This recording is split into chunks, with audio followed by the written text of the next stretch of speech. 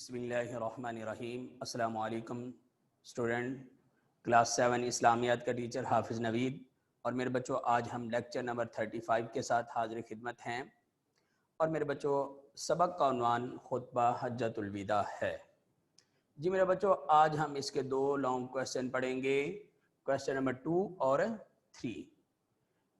Question number 2 ہے عورتوں کے حقوق و فرائض بیان کریں۔ کویسچن نمبر 3 ہے خطبہ حجۃ الوداع میں اسلامی مساوات کی اہمیت بیان کریں۔ جی میرے بچوں، پیج نمبر 39 اوپن کر لیں نوٹس کا۔ جی سنیے کویسچن نمبر 2، عورتوں کے حقوق و فرائض کے بارے میں حضرت محمد صلی اللہ علیہ وسلم نے خطبہ حجۃ الوداع میں ارشاد فرمایا، اے لوگو تمہاری عورتوں کا تم پر حق ہے، اے لوگو تمہاری عورتوں کا تم پر حق ہے اور تمہارا حق ان پر ہے۔ بیوی کا حق شوہر پر ہے، شوہر کا حق بیوی پر ہے،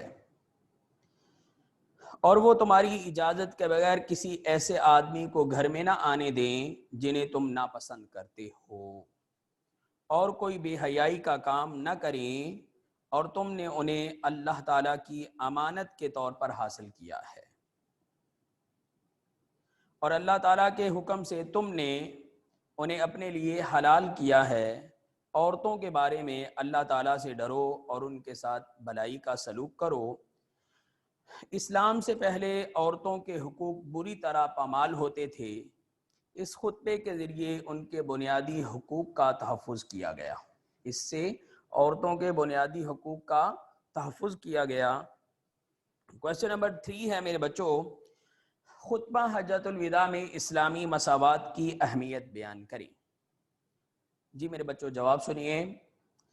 رسول اللہ صلی اللہ علیہ وسلم سے قبل لوگ مختلف طبقات میں تقسیم تھے، غلام آقا کی برابری نہیں کر سکتے تھے، عام لوگ سرداروں کے ساتھ گفتگو کرنے کا حق نہیں رکھتے تھے۔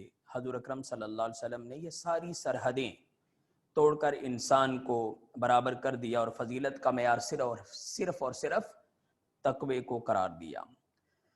آپ صلی اللہ علیہ وسلم نے فرمایا، کسی عربی کو غیر عربی پر اور کسی غیر عربی کو عربی پر، کسی گورے کو کالے پر، کالے کو کسی گورے پر کوئی فضیلت، کوئی برتری حاصل نہیں ہے مگر تقوی کے سبب۔